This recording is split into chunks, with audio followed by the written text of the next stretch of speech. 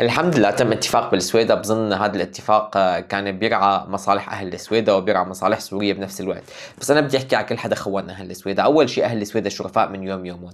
وسلطان باشا الأطرش من السويدة، ويعني النخب السورية من السويدة، وكلهم أصحاب مواقف وطنية. ولما كل المحافظات كانت ساكتة السويدة كانت عم تتظاهر، فبكفي نزود على بعضنا مين صاحب الحق ومين أكثر عنده حق ومين ثورجي أكثر. بكفي يعني يمل صدقا يمل.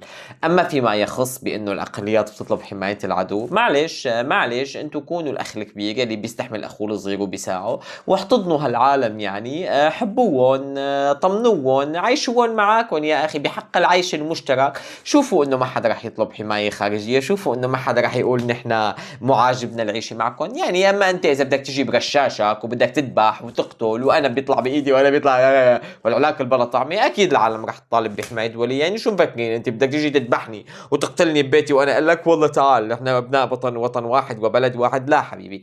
اي واحد يوم انت بتعرضه للقتل وللاهانه رح يطالب بحمايه دوليه. والوطن يلي انا بدي اكون مقتول فيه ومهان فيه ما بدي اياه. ما حدا بده اياه لهذا البلد، ولا بيجمع اخوات سوا. يعني بكفي يمل.